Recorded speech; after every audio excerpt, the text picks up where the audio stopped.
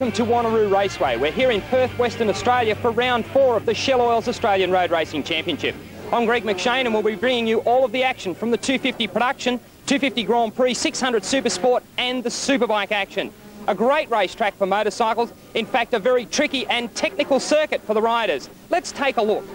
One of the first things the riders notice when they come to Wanneroo is the track surface. Very grippy, makes tyre selection very, very important.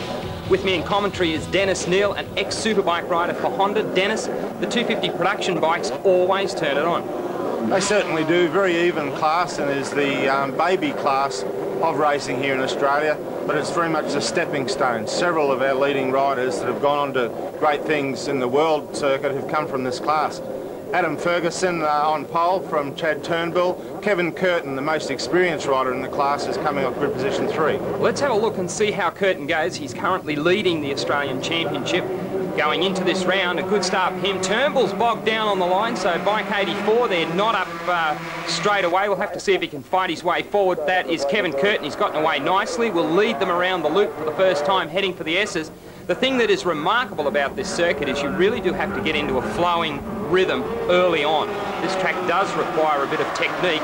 Fairly easy to learn, judging from comments from riders who have not been here before, but it does require you get into a rhythm and quickly establish that rhythm. Well, as they head downhill now into the basin, this is a tricky part of the circuit. You can see here they've come downhill into a very tight, expanding right-hander. It comes up out of the basin, along this hill, and then up and over into what is a very, very fast back straight, heading on to the front straight one more time. Curtin in control this time as he comes through. Dennis, it's been interesting. Turnbull there, getting into some real dramas. He got himself up there in the last few corners, but really had a moment there. There's been a few problems with tyres for these guys. Isn't it amazing that the dramas in Kobe in Japan are still confronting the riders with lack of supply? Well, it is. Dunlop do dominate this class. Most of the riders choosing that brand. Kevin Curtin is a Bridgestone supported rider. However, we have had a batch of tyres come over in the last few weeks, so they will be on the latest rubber. Yes, I think probably for the riders, they get comfortable with the type of tyre, and from there, when anything goes wrong and they don't have that supply, they're not real pleased to be trying out different tyres in a racing situation. Ferguson, number 7 there, sitting back in second place, and behind him is bike 12, Carl Muggeridge. Now, Muggeridge is another of the chargers in this game. Any one of these three more than capable of winning, but Curtin has established himself a little bit of a break, and look at that as Adam Ferguson leaps off the curbing and really does get some air underneath the motorcycle. I suppose all that dirt track experience really comes to the fore when you want to ride like that. Turnbull now, bike 84 up into play, and that's a pretty good recovery from him. Yeah, that was simply a cold front tyre that first time down to turn 1 after the fast straight. Drafting will be quite important here as they climb up the hill.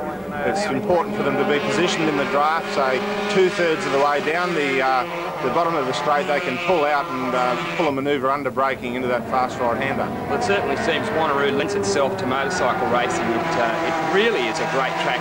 Not only that, but the hospitality of the people in Western Australia is legendary, and for most of the competitors, they really can't wait to get here and get on with the racing. Here we go now as Muggeridge up the inside. Now, this is a good run from him. He's got the corner covered, but Ferguson is late on brakes, so Ferguson really diving late there under brakes, and has gone round the outside to reclaim second place. Up and over the ripple strip again he goes. So right at the moment, here's Ferguson on a charge up the inside of Kevin Curtin. So Ferguson really starting to make some inroads there on the lead. Yeah, Ferguson is very fast on brakes. That's his strong point. He'll admit to that, and he's doing a great job here. I think that Kevin Curtin will probably have the experience to hold him off, but no doubt I would say in the last lap or two he'll have a big go. Here's Muggeridge trying to go around the outside, trying to get himself in a position. I would assume he'll duck down the inside here. There's another rider coming up now. Turnbull is coming up to play as well, so Chad Turnbull turning this into a 4-way battle for the lead. And Curtin really has got some pressure on him. He won't be looking around. He'll be able to feel them there. Now as they charge down the back straight, up the inside, they're 3 wide. It is Turnbull. Oh, can you believe that?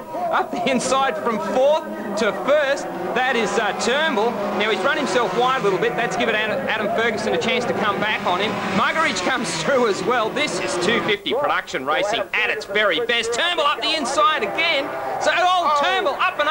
side.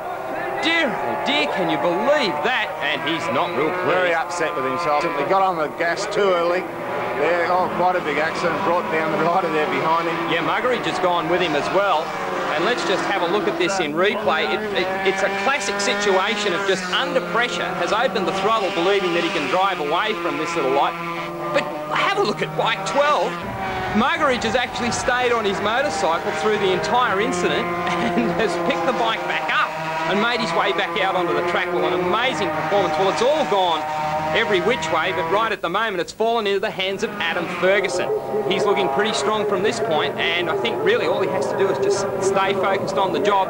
That's the race for second place. That's Issel in third position at the moment, and that was our race leader, Kevin Curtin. He's back, obviously, now a little further back. In fact, there's the two brothers, Brent and Todd Issel, sitting back in fourth and fifth place. So last lap for these guys, and Adam Ferguson, well, it sort of went his way, but really he was in the right place, right time. He worked for it, found himself in the right place, and then all of those dramas behind him.